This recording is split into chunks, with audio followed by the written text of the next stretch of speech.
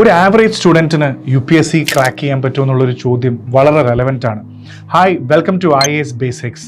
ശരിക്കും ഏറ്റവും കൂടുതൽ ആൾക്കാർ വിചാരിക്കുന്നത് പലപ്പോഴും സ്കൂളിലും കോളേജിലൊക്കെ പേരൻസും ടീച്ചർമാരൊക്കെ നമ്മുടെ തലയിൽ വെച്ച് തരുന്ന വലിയൊരു ഇതുണ്ട്. നന്നായി പഠിക്കുന്നു തോന്നിക്കഴിഞ്ഞാൽ എല്ലാവരും പറയും ഉറപ്പായിട്ടും IASന് പഠിക്കണം, നിനക്ക് കിട്ടിയില്ലെങ്കിൽ ആർക്ക് കിട്ടും, ഇങ്ങനത്തെ ഒരുപാട് കാര്യങ്ങൾ നമ്മൾ കേട്ടിട്ടുണ്ടാവും. പക്ഷേ സാധാരണ ആവറേജ് ആയിട്ടുള്ള ഒരുപാട് ആൾക്കാരുണ്ട്.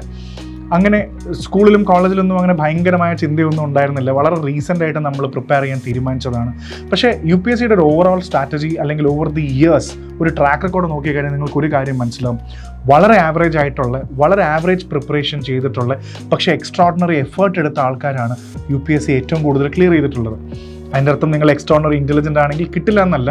പക്ഷേ ഇൻ്റലിജൻസിനെക്കാട്ടും കൂടുതൽ UPSCയിൽ പ്രിപ്പറേഷനിൽ ഏറ്റവും കൂടുതൽ ഒരു ഫാക്ടർ വരുന്നത് ഇറ്റ്സ് കോൾഡ് കൺസിസ്റ്റൻസി. നിങ്ങൾ ഇൻ്റലിജൻ്റ് ആണോ അല്ലേ എന്നുള്ളത് ശരിക്കും പറഞ്ഞ ഇവിടെ ഇമ്മെറ്റീരിയലാണ്.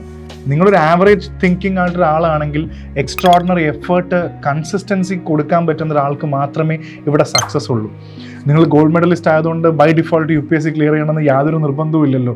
സോ ആവറേജ് ആണോ ഇൻ്റലിജൻ്റ് ആണോ എന്നതിനെക്കാട്ടും കൂടുതൽ ബേസിക് ഇൻ്റലിജൻസ് എന്തായാലും എല്ലാവർക്കും ഉണ്ട്. Your effort and how much consistent you are, ഈ ഒരു പ്രിപ്പറേഷൻ സൈക്കിളിൽ ഇതാണ് ഏറ്റവും വലിയ ഇമ്പാക്റ്റ് കൊടുക്കാൻ പോകുന്നത്. അതുകൊണ്ട് നിങ്ങൾ ഈ ക്വസ്റ്റ്യൻസ് ഒക്കെ മറക്കൂ.